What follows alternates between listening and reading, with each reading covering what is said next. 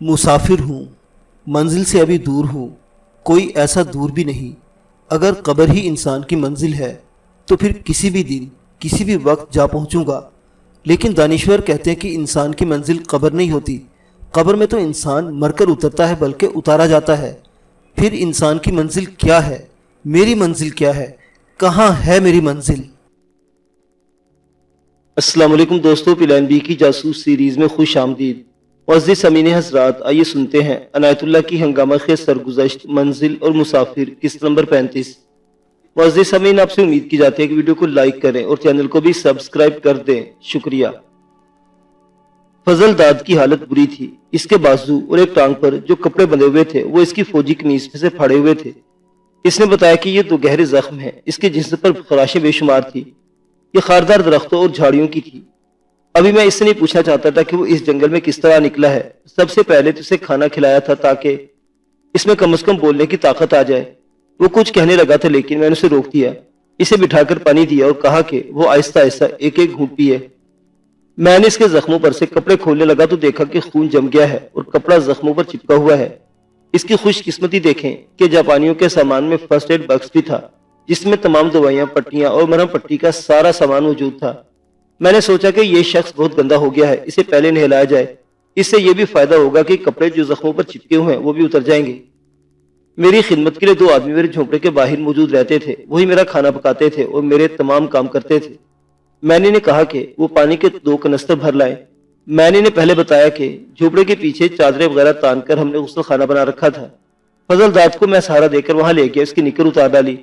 میں نے اپنے کپڑے بدل لیے تھے۔ پانی آیا تو میں نے فضل داد کو اپنے ہاتھوں سے نہلایا، اس کا جسم خشک کیا اور ایک چادر کمر کے ساتھ باندھ نکلی تھی، اسے واپس جھونپڑے میں لے آیا۔ اتنے میں دودھ اور شہد آ گیا۔ یہ شہد دودھ میں ملا کر فضل داد کو دیا کہ وہ آہستہ آہستہ پیتا رہے۔ اس نے بتایا کہ وہ کئی دنوں سے بھوکا تھا۔ ہمیں یہ باتیں بتائی گئی تھی کہ زیادہ دن پیٹ خالی رہے تو فوراً کھانا نہیں کھانا چاہیے، بلکہ آہستہ آہستہ پہلے کوئی چیز پینی چاہیے، جس کے لیے شہد اور دودھ بہترین غذا ہے۔ اس کے بعد کچھ کھانا چاہیے، لیکن وہ بھی آہستہ آہستہ۔ صرف نہانے سے فضل داد کے چہرے پر رونق آ گئی تھی، اور جب اس نے شہد اور دودھ پی لیا تو اس کی آنکھوں میں بھی جوانی کی چمک آ گئی۔ جب دیکھا کہ اس کی جسمانی طاقت بحال ہو رہی ہے تو میں نے اس کے بازو والے زخم سے کپڑا اتارا۔ گیلا ہو جانے کی وجہ سے کپڑا اتر گیا۔ میں زخم دیکھ کر گھبرا گیا۔ یہ کم و بیش 4 انچ لمبا اور 1 انچ گہرا تھا، اس میں ذرا ذرا سی پیپ بھی نظر آ رہی تھی۔ میں نے فرسٹ ایڈ باکس کھولا، اس میں جو سامان تھا جاپانیوں کا بنا ہوا تھا، لیکن میں مرہم پٹی کی ہر چیز سے واقف تھا۔ میں نے بڑی احتیاط سے اس کی زخم کی ڈریسنگ کر دی۔ ٹانگ سے کپڑا کھولا، یہ زخم ترچھا تھا اور اس کی لمبائی اور گہرائی بازو والے زخم جتنی تھی، اس کی بھی ڈریسنگ کر دی۔ میں نے ایک خطرہ مول لے لیا، وہ یہ تھا کہ فرسٹ ایڈ باکس میں 2 شیشیں رکھی ہوئی تھی جن میں گولیاں تھیں۔ میں نے سوچا کہ یہ زہر تو نہیں ہو سکتا، یہ اگر مرہم پٹی کے سامان میں رکھی ہیں تو ان کا استعمال یہی ہوگا کہ ایک ایک گولی زخمی کو دی جائے۔ میں نے ایک گولی ایک شیشی سے اور ایک دوسری شیشی سے نکالی اور فضل داد کو کھلا دی، ساتھ تھوڑا سا پانی پلا دیا۔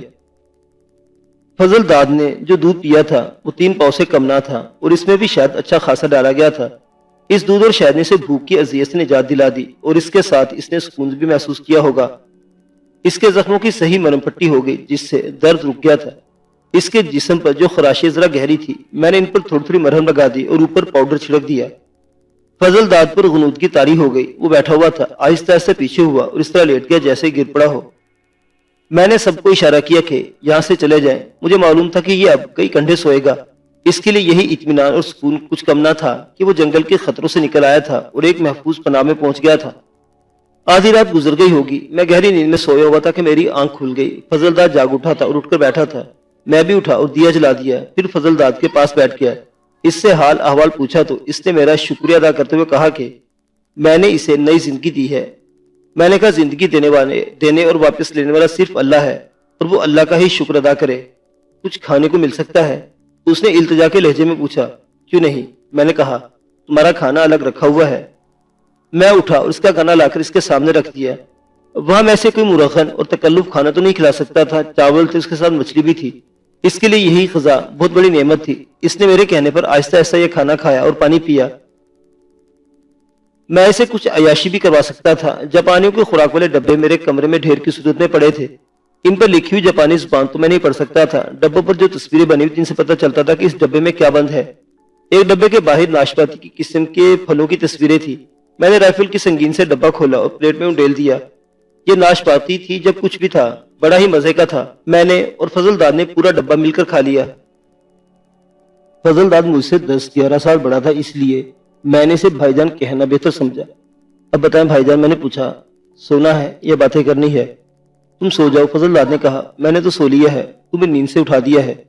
میری فکر نہ کریں، میں نے کہا، یہاں سونے کے سوا کوئی کام نہیں۔ رات کو جاگوں گا تو کل دن میں سو لوں گا۔ اگر آپ سونا نہیں چاہتے تو بتائیں کہ آپ یہاں کس طرح پہنچ گئے؟ ہمیں گلائیڈر سے جاپانیوں کے اگلے مورچوں کے پیچھے اتارا گیا تھا، فضل داد نے کہا۔ ہمارا گلائیڈر شاید غلط جگہ پر اتر گیا تھا۔ رات کا وقت تھا۔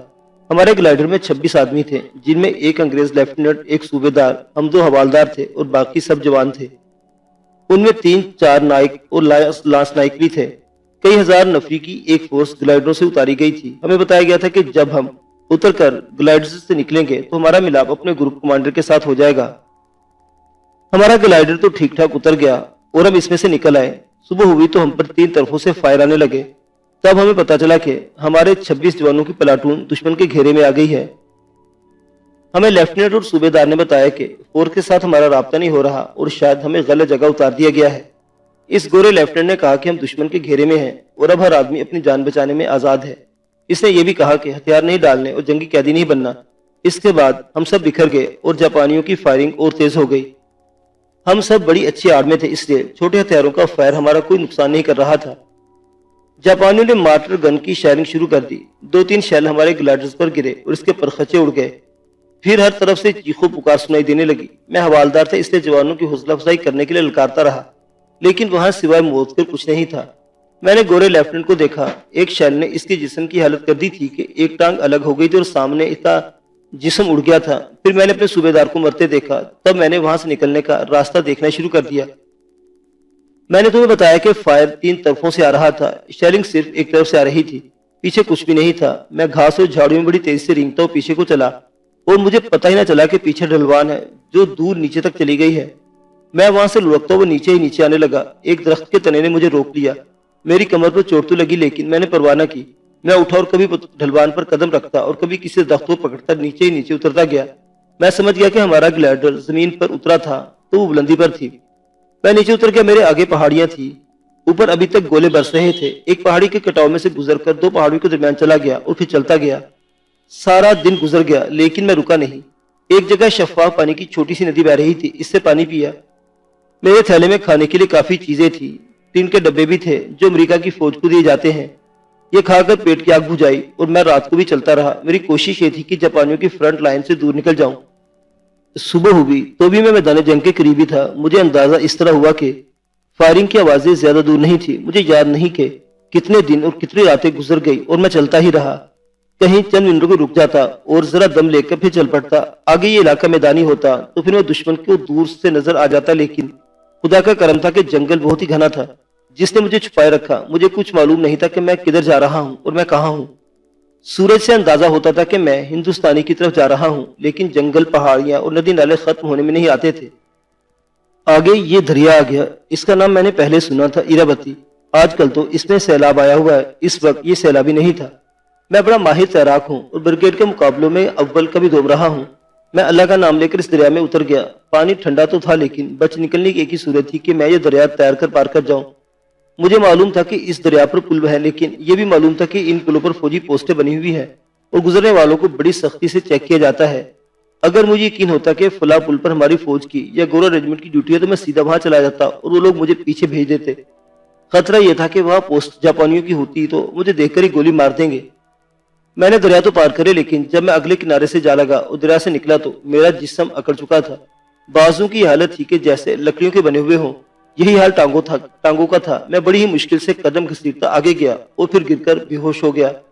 معلوم نہیں میں بے ہوش ہو گیا تھا یا سو گیا تھا۔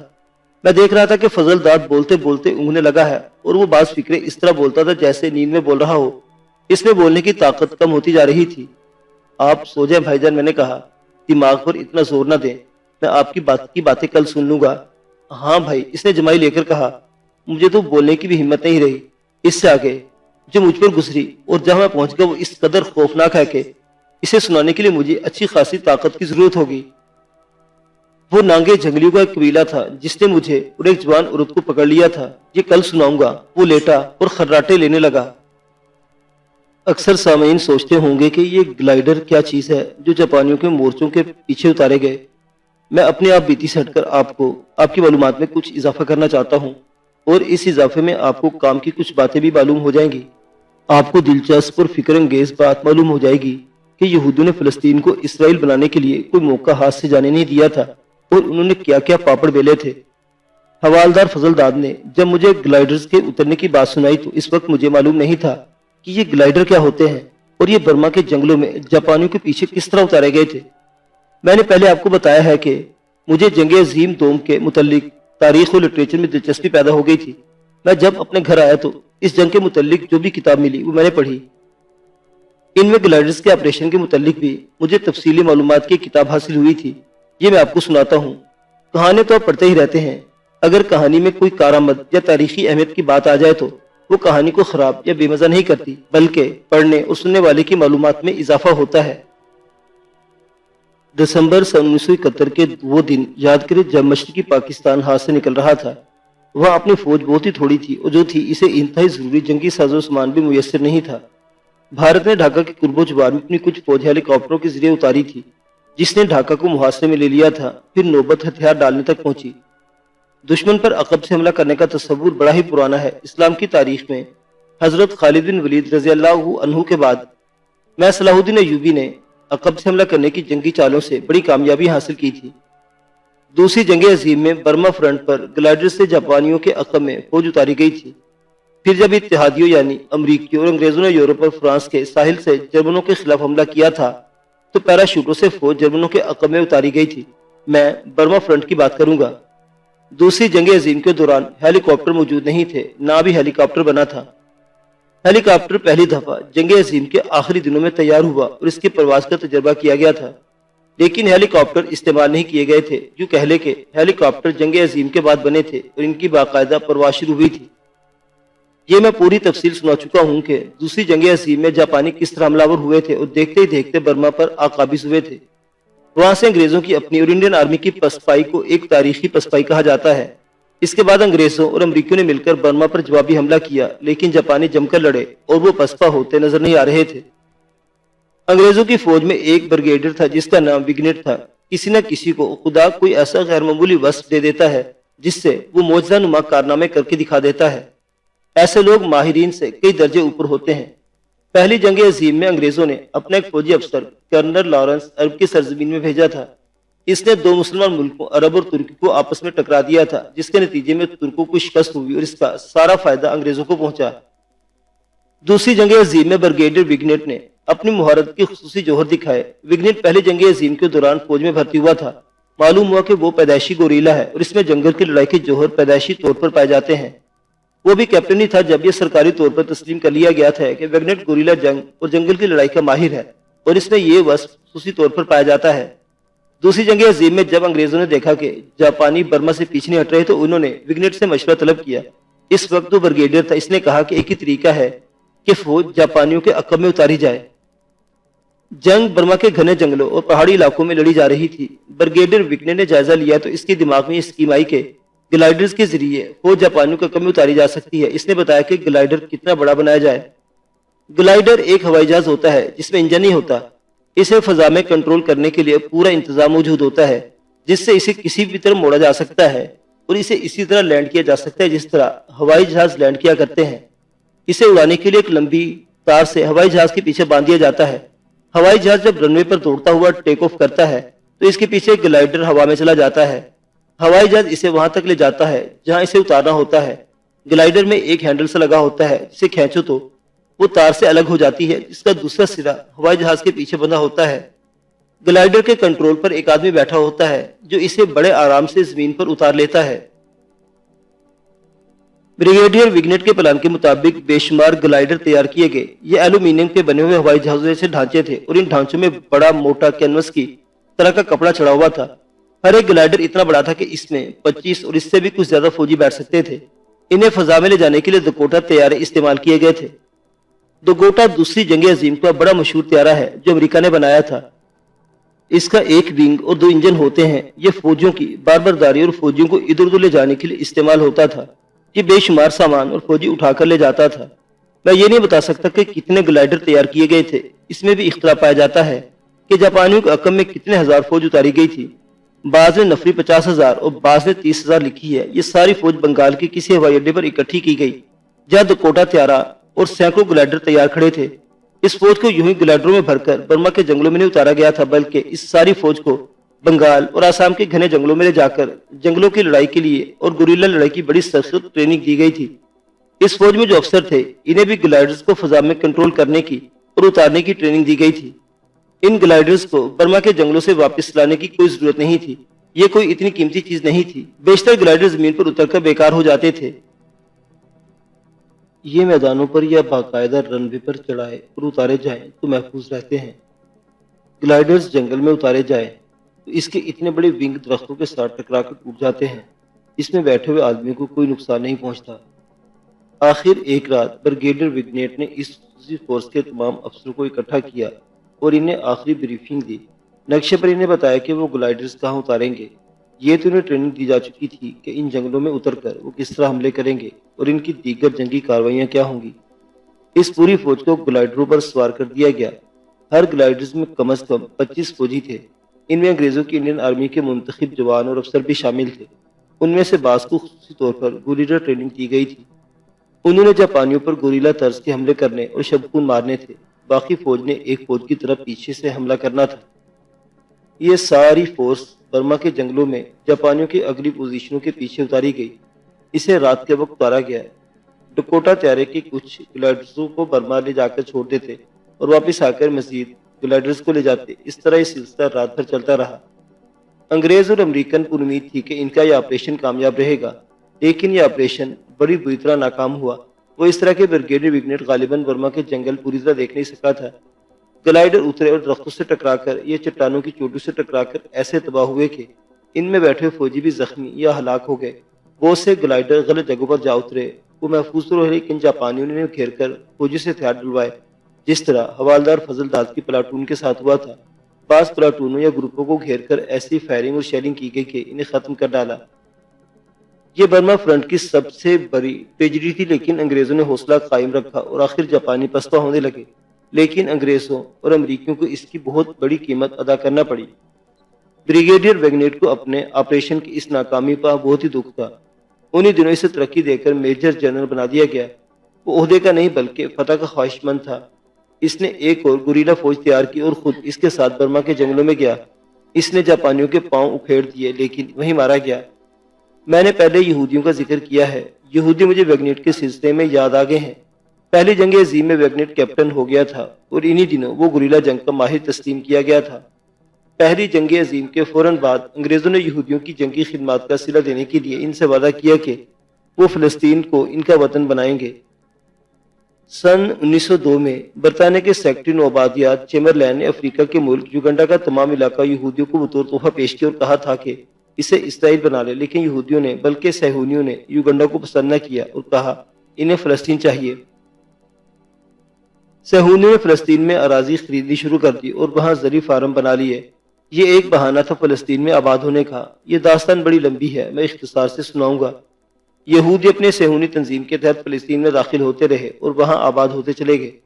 انگریزوں نے کیپٹن وگنیٹ کو فلسطین میں اس مقصد کے لیے بھیجا کہ وہ صہیونیوں کو گوریلا جنگ کی ٹریننگ دے اور انہیں اس قابل بنا دے کہ وہ اپنے زور بازو سے وہاں اپنی حکومت قائم کر لیں اور انگریز پس منظر میں ہی رہے۔